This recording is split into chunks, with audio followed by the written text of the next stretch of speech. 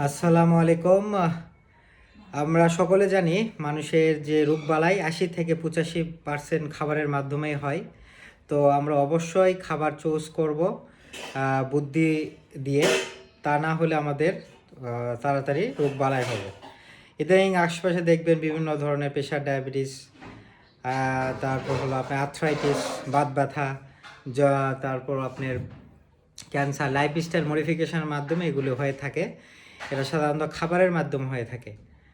এবং অনেক খাবার আছে যেটা আমাদের হার্টের জন্য খুবই ক্ষতিকর, যেমন ট্রান্স ফ্যাট হিসেবে জানেন, যে একই তেলে বারবার যে ভাজে যে খাবারটা হয়, যেমন হলো হোটেলে দেখবেন সামোসা, পেঁয়াজু, দেন হলো আপনার সিঙ্গারা, এগুলো পুরি, এগুলো কিন্তু ট্রান্স ফ্যাটে পরিপূর্ণ।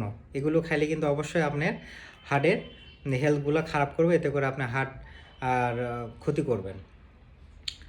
এবং অবশ্যই আমাদের ব্যালেন্স ডায়েটে রাখতে হবে।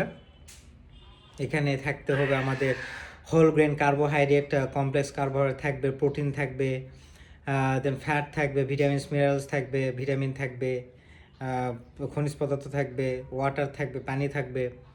6টা উপাদান দিয়ে যেটা ব্যালেন্স ডায়েট, সেগুলো সম্পূর্ণ থাকবে।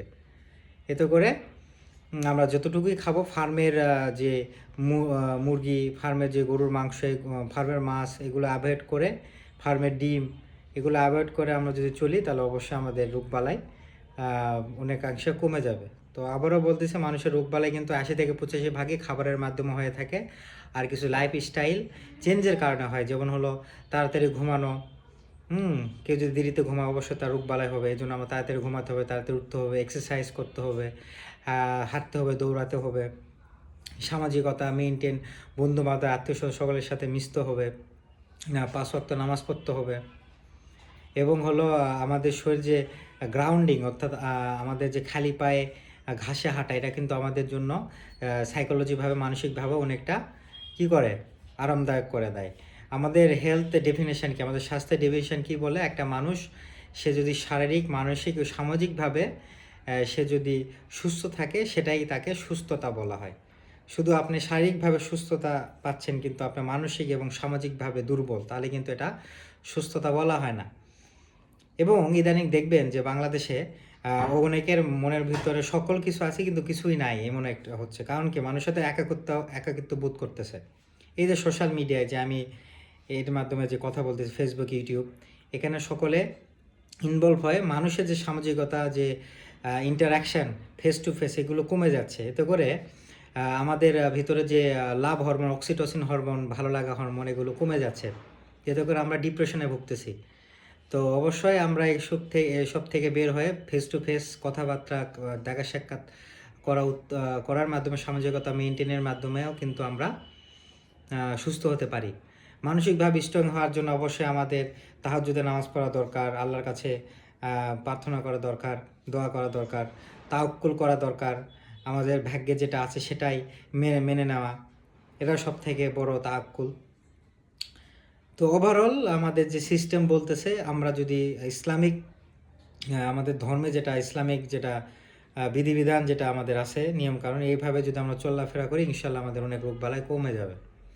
এবং আমাদের আল্লাহ তাআলা যে আমাদের ক্রিয়েশন, আমাদের সৃষ্টি করেছে, তিনিও বলছেন তোমরা হালাল খাবার খাও।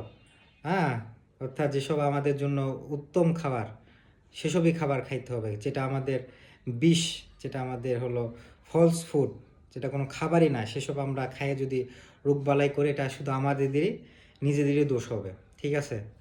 তো আবারও বলতেছি, একটা রোগ হওয়ার পিছনে খাবার দেয়। 80 থেকে 85% খাবার দেয়, আর কিছু লাইফস্টাইলের চেঞ্জের জন্য এগুলো রোগবালাই হয়ে থাকে।